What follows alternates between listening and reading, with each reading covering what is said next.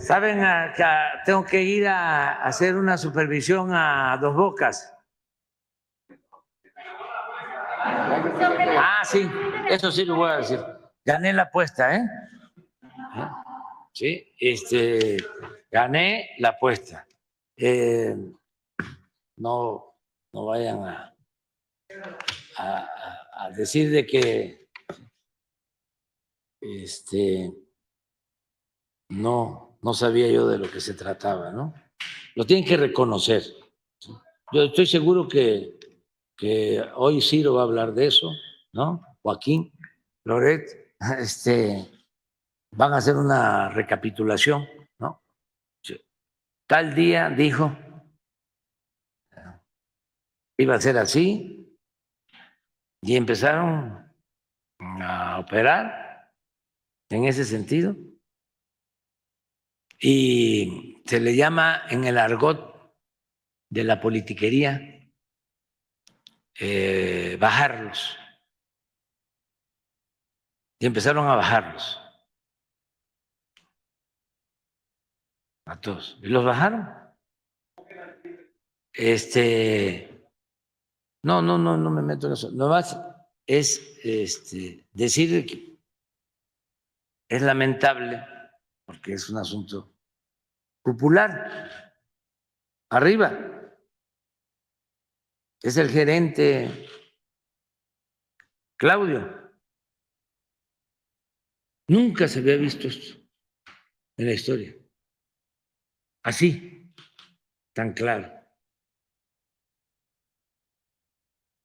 tan descarado.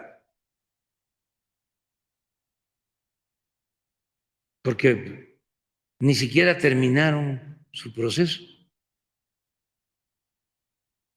sino fue pura declinación, pura declinación. Se los dije, se los dije. ¿Cuántos de esos, 1, 10, 5, cuántos esos son los que votaron? ¿Usted qué sabe eso? Como 10. 10. Sí, es que hay votos que cuentan y hay votos que pesan. No, eso yo sí se los podría decir, pero entonces me van a cepillar si me meto en eso. Pero es para los jóvenes. Es como estábamos estudiando, que había una canción de protesta que decía, no te dejes engañar cuando te hablan de progreso, porque tú te quedas flaco y ellos aumentan de peso. Entonces, ya no se dejen engañar. O sea, siempre hay que combatir la simulación. Siempre. Porque, ¿quién es? Así como Salinas es el padre de la desigualdad moderna, ¿quién es el padre de la simulación política en México? No, Porfirio Díaz.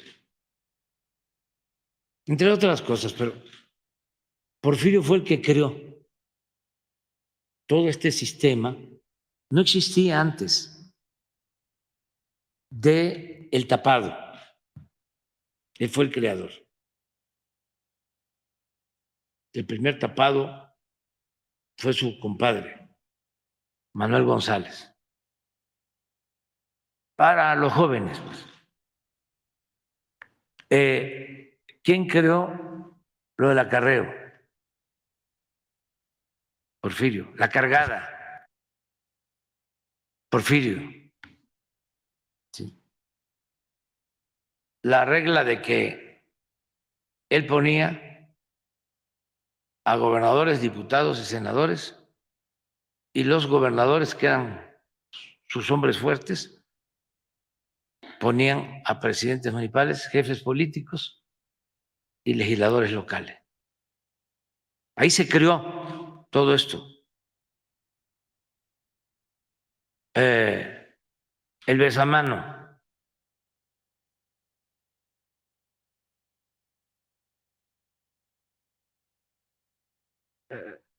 Entonces, todo eso se mantuvo a pesar de la revolución. Ustedes saben que nunca se dejó de hacer una elección en la época de Porfirio Díaz. Nunca. Se respetaba la forma y se violaba el fondo, pero siempre se respetaba la forma. En el caso de la Constitución, se respetaba en la forma para violarse en el fondo. Se simulaba que había división y equilibrio entre los poderes, pero el poder de los poderes era él, era el Ejecutivo. Él mandaba las listas de los que iban a ser diputados, senadores. Se llamaban palomas mensajeras, las que llevaban la lista. Y ya se sabía de antemano quién iba a ser diputado, quién iba a ser senador. Incluso se llegaba a decir, soy diputado, soy senador, porque así lo decidió el señor presidente.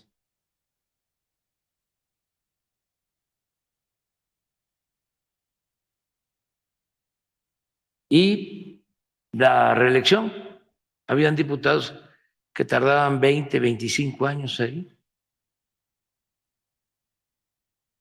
o los pasaban de la Cámara de Diputados a la Cámara de Senadores,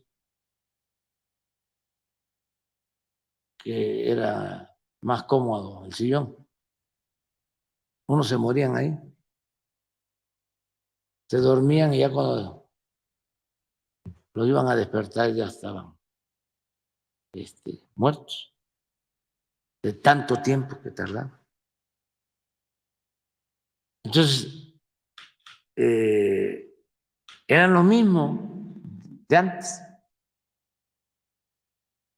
Entonces, algo muy parecido ahora, ¿no? Claro. Quienes deciden, pues los de arriba. Ya.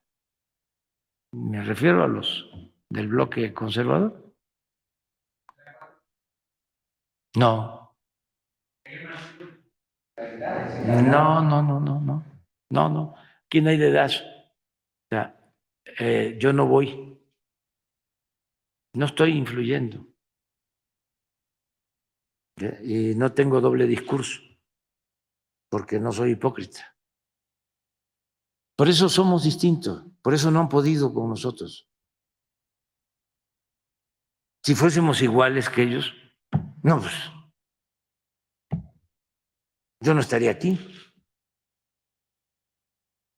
Cuando dijimos, no hay dedazo,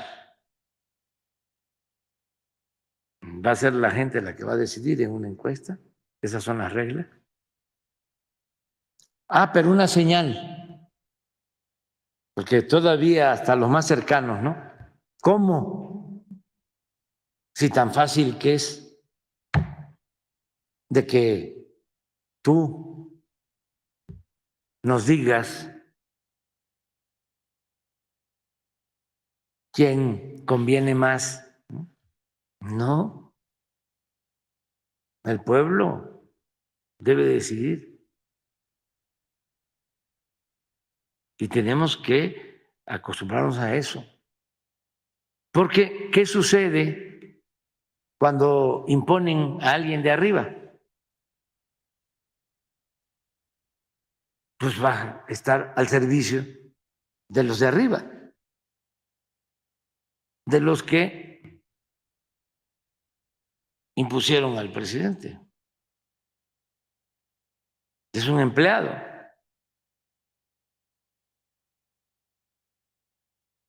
Por eso, lo mejor es la democracia, siempre.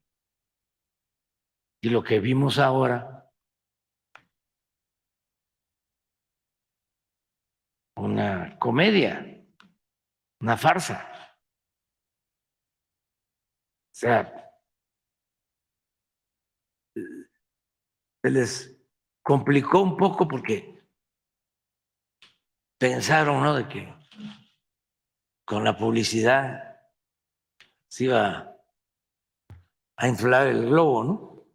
Pero no. Entonces surgieron y podían hasta perder y empezaron a operar. Ciro estaba desesperado, ¿no? Que no tengo nada contra él, es un asunto político y diría periodístico, no es personal. Yo no odio y lo respeto como persona y le deseo que le vaya muy bien y todo, pero políticamente, pues sí tengo derecho, como él tiene derecho a cuestionarme, pero lo veía yo de vez en cuando, que tampoco hace falta verlo diario, ¿no? Son muy predecibles. Entonces uno sabe cuándo traen línea. O sea, no es un periodismo profesional, objetivo, plural.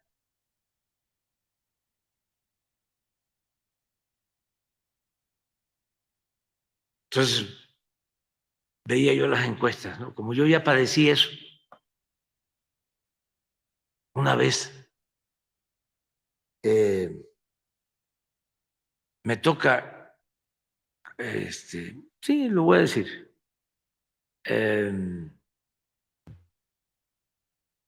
participar y llegamos a un acuerdo con Marcelo para ver quién iba a ser candidato en el 2012 del bloque nuestro.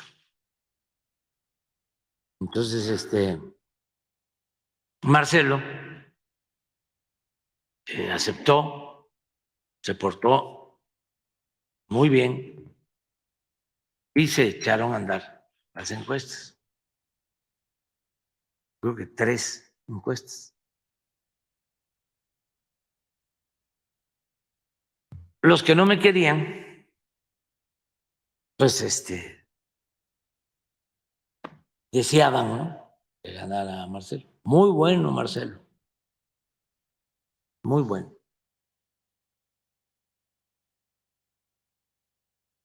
Los que patrocinan a Ciro, pues en ese entonces lo patrocinaban, quién sabe de ahora. Pero sí estaban vinculados con Calderón. Hacían encuestas. Lo puedo probar.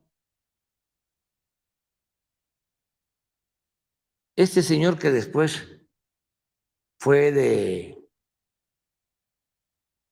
no, había terminado el CISEN, Valdés, Guillermo Valdés.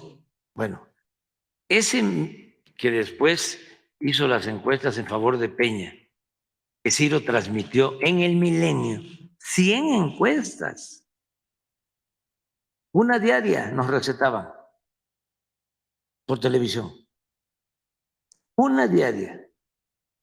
Ya se pueden imaginar lo cuchareado de las encuestas hechas por este señor Valdés,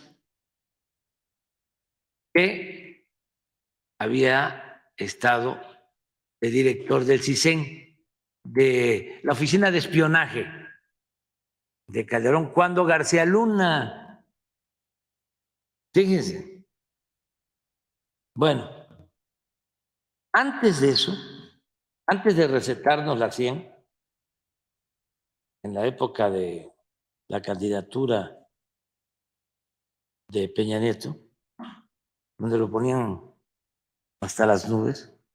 Antes de eso, se llevó a cabo, unos meses antes, esta encuesta para ver quién iba a ser candidato de nosotros. Y es cuando nos medimos,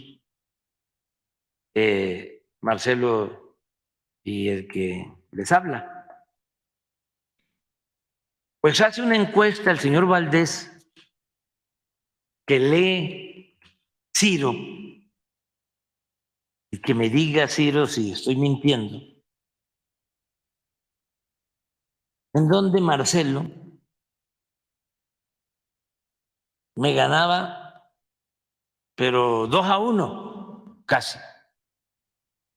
Pero ya se aventó un comentario, Ciro, apoyado en esa encuesta, diciendo, así con sus expresiones, ¿no? Esto es excepcional, único. No solo le gana Marcelo en población abierta, le gana entre los militantes.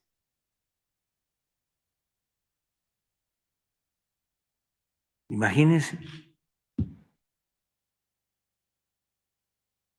Pero una cosa, entonces, ahora que viene esto, por cierto, Marcelo se portó a la altura, porque todos estos que no me querían, lo estuvieron sonsacando para que no aceptara los resultados. Y Marcelo se puso cera en los oídos para no escuchar el canto de las sirenas. Bueno, ¿qué está haciendo ahora Ciro? Lo mismo, a favor de quien ya resultó. También con encuestas. Entonces, me daba risa, ¿no? Porque se enojaba con el pobre de Krill. ¿Qué espera Santiago? Para declinar.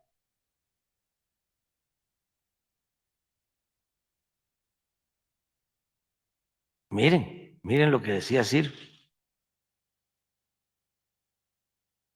Ciro, te mando un saludo. O sea, no es nada personal. ¿Sí? Es político en el buen sentido del término. Pero eso es lo que decía, a eso me referí. Miren, ¿cuánto? 19 puntos arriba. Dice, pero la frase, lo relevante no es solo que Brad va delante de AMLO, sino que lo arrasa. No, pero hay otra, en donde dice que hasta con los militantes. Espérame, no termino todavía. Sí. Entonces, ahora agarraba al pobre de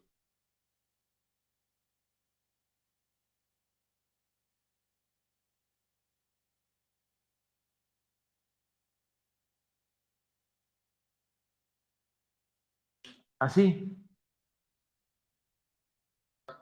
sí, que los que se identificaban con la izquierda, sí, bueno, y está la fecha, ¿no? Pon la fecha. 6 de septiembre de 2011. De 2011. Entonces ahora vuelve otra vez. Esto es en el 11, ¿no? Estamos en el 23. ¿Cuántos años han pasado? No cambian, o sea. Entonces, agarraba al, Santiago, ¿no? ¿Qué espera Santiago? Y lo mismo seguramente con la señora Beatriz. Es un desfigure completo, ¿no?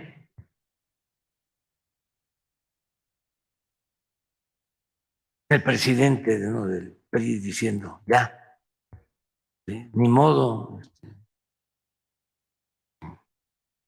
Beatriz, nos ganaron. O sea, y ya no van a la última parte, porque la gente no sabe que lo que tenían pactado, el acuerdo, era que además de la encuesta, que además la voy a dar a conocer aquí porque si no, no se van a enterar. ¿Sí? Me refiero a los militantes, ¿no? A la gente buena, que pues no es truculenta, no tiene nada que ver con los de arriba. A los del PRI y los del PAN de abajo que creyeron, ¿no?, en la encuesta y en todo el procedimiento. Bueno, eran dos partes, que eso no lo informa. Eran dos partes. Era hacer una encuesta y después ir a una elección. Ese era el pacto. Era el procedimiento. Entonces resulta que hacen nada más la encuesta. Y en la encuesta creo que obtiene 45% Beatriz y 50. ¿Cuánto? 56. 12 puntos de diferencia. Sí, ¿no la tienes por ahí? Porque no lo sabe la gente, estoy seguro. No, yo no sé, pero no me voy a meter a cuestionar eso. Nada más es que queda 40 y tantos contra 50 y tantos, ¿no? O sea, 12 o 15%. Reforma la hizo. La hizo el periódico Reforma. No, pues sí. ¿Con quién estaba el periódico Reforma? No me contesten. Queda de tarea.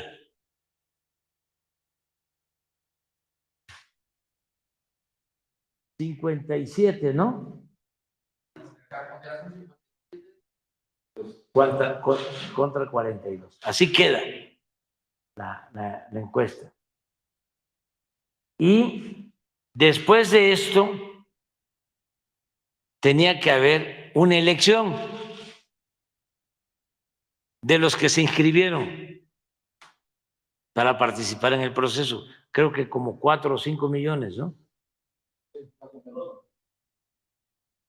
O no sé cuántos. Ellos iban a votar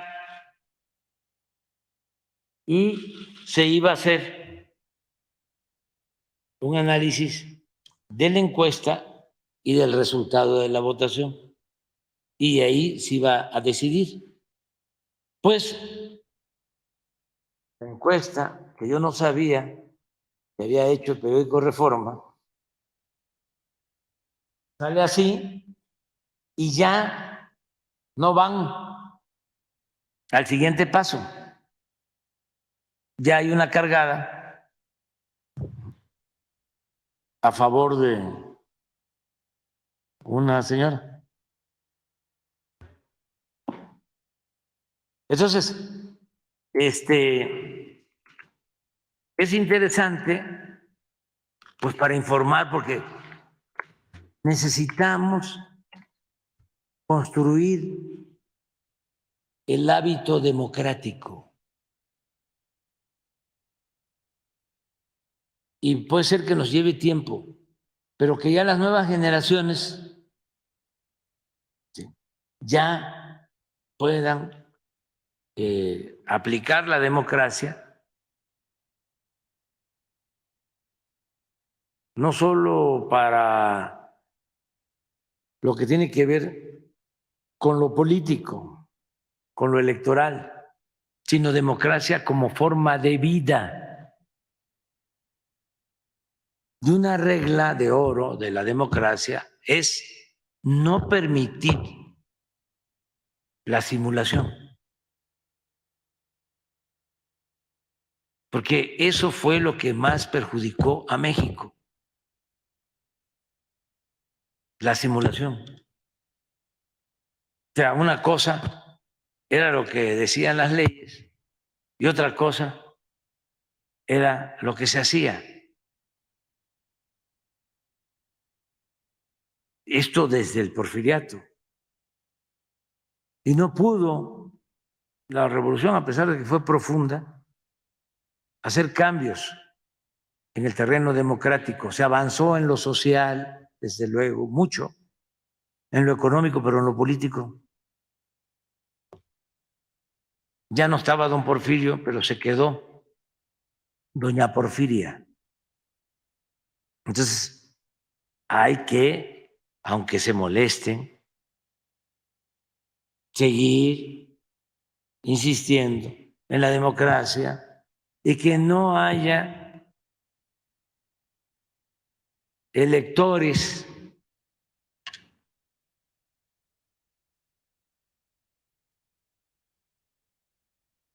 oligarcas, que no sean los de arriba los que decidan, los que impongan, que sea el pueblo, porque eso es la democracia. No es que Claudio se reúne con 3, 4, 5, 10, cuando mucho. No solo empresarios, porque aquí tuvo que ver Castañeda, ¿sí? Aguilar Camín, o sea, es esos 10,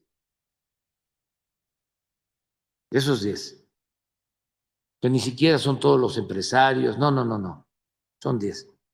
Sí, Foxy, Salinas sí,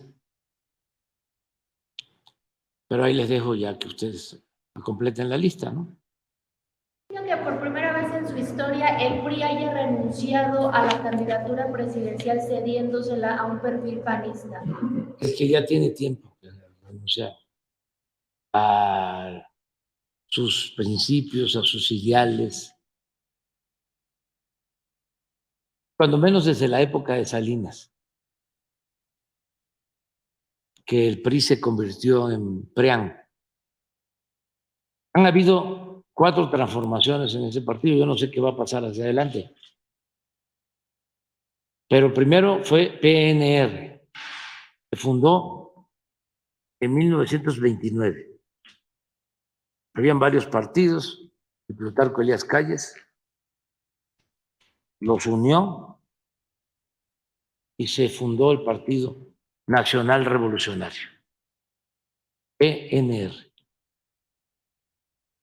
Y a partir de ahí fue partido único. Y luego, en 1938 cambió de nombre y también de funciones, y ese partido único se llamó Partido de la Revolución Mexicana, PRM. Ahí surgieron los sectores. Se creó la CTM, se creó la CNC. CNOP. Creo que no. La CNOP fue después. Sí, pero la CNC sí. Primero la CTM y la CNC, las dos. ¿Mande? Y había un sector militar, sí. Entonces, yo considero que fue la mejor época de ese partido.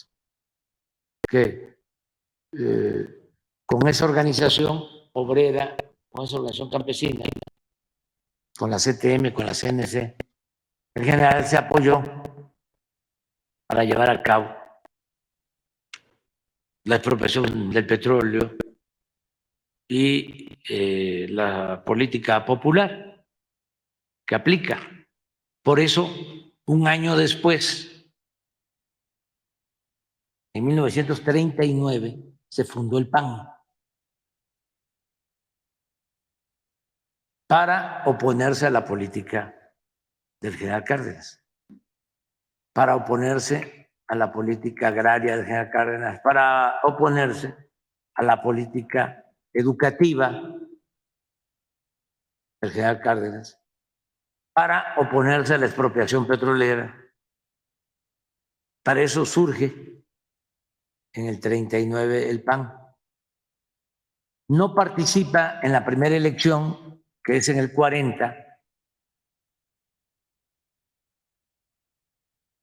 pero apoyan al general Almazán porque hay una ruptura y ya había oposición a la política del general Cárdenas y el general optó por apoyar a Ávila Camacho, la otra opción que era la mejor, nada más que estaba complicada la situación, porque sí había una polarización.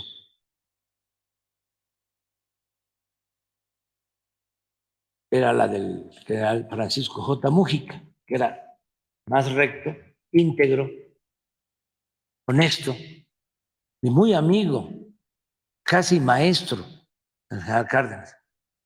Pero el general Cárdenas, con mucha responsabilidad, pensó que con el general Mújica podía haber una confrontación, una especie de guerra civil, porque la derecha estaba intolerante, muy envalentonada. No tanto era por la expropiación petrolera que nos invadieran los estadounidenses, porque en Estados Unidos gobernaba un hombre extraordinario, de los mejores presidentes de Estados Unidos, Franklin Delano Roosevelt. Eso siempre respetó la decisión del general Cárdenas de expropiar el petróleo. Entonces, pero no era por eso. Y eran fuertes las compañías petroleras extranjeras. Y sí hubo oposición. Ellos impulsaron la rebelión de Zedillo en ese entonces. Y muchas cosas más. Pero lo más delicado era la oposición de derecha, conservadora. Entonces, Ávila Camacho era más moderado, centrista, católico, y se pensó que con eso se evitaba la confrontación. De todas maneras, hubo oposición. Surgió Almazán, militar, y fue apoyado por el PAN,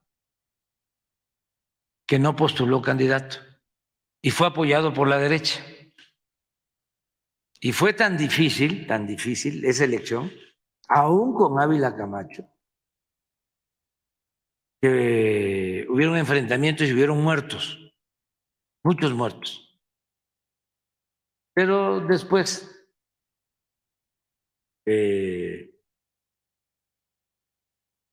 Almazán no resistió, no siguió, se fue al exilio, como antes se había ido al exilio también otro opositor, Vasconcelos, que salió de ahí, de su estado, del puerto de Guaymas, al exilio. Y oaxaqueño también. Entonces, eso es el Partido de la Revolución Mexicana, 38. Y luego, ya con Ávila Camacho, se va moderando la línea revolucionaria, lo que no hubiese pasado con Mújica. Ávila Camacho se entiende con el Grupo Monterrey. Claro, a cambio de concesiones. Y se va corriendo el gobierno a la derecha. La revolución se va institucionalizando y de ahí viene el otro cambio en el PRI. En 1946 pasa de Partido de la Revolución Mexicana a Partido Revolucionario Institucional, PRI, desde el 46 hasta el 88, que no es formal, pero sí real. Pasa de PRI a PRIAN, porque Salinas los une. En ese trabajo de unidad para hacer el PRIAN ayudó mucho Diego Fernández de Ceballos. Todo esto para los jóvenes, pero ojalá hubiesen clases en las escuelas de ciencia social sobre la historia de los partidos políticos. Por ejemplo, no se sabe que el primer partido político después de la revolución fue el Partido Comunista, que se fundó en 1919. No se sabe que el Partido Liberal dio a conocer en 1906 uno de los mejores programas para el desarrollo de México. De primera, ese programa que todos los mexicanos deberíamos de leerlo. 1906. Lo hicieron los magonistas. Entonces, a partir del 88, PRIAN, y nosotros empezamos a denunciarlo. Son lo mismo, son lo mismo, son lo mismo. Y decían que no, y engañaron mucho a la gente. Gente buena del PRI, del PAN, de abajo, que hasta los ponían a pelear en sus municipios, en sus estados. Y arriba estaban haciendo los enjuagues, las concertaciones, así se llamaban. Sí. ¿De la masonería? No, eso dejó de tener fuerza. Esa es otra historia. La participación de la masonería. Ahí tendríamos que empezar con el México independiente y con un personaje que fue embajador de Estados Unidos en México, Poinsett. En ese entonces había dos ritos, ¿sí?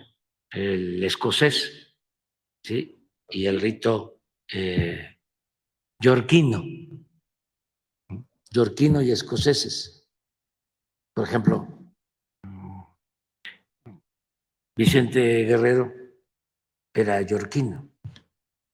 Sí, el Partido Conservador está vinculado más a la logia escocesa.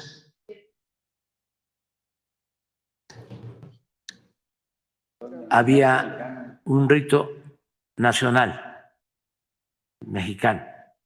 Presidente Juárez, ya vamos a desayunar, es el mejor presidente en toda la historia de México, en toda la historia de México.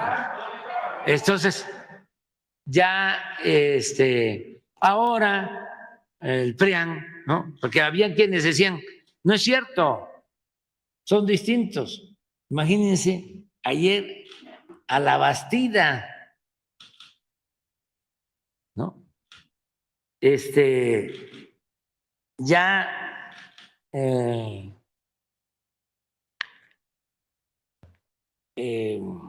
expresando su apoyo a quien no puedo mencionar, pero como la cargada de antes, pues, o sea, una cosa kafkiana, ¿sí? Ya la muerte del PRI que terminó por destruir al PRI. ¿Usted coincide en esto? ¿Quién? Mario Delgado decía ayer que Alito había terminado de destruir al PRI. No. Pero usted coincide en que esto sería ya. No.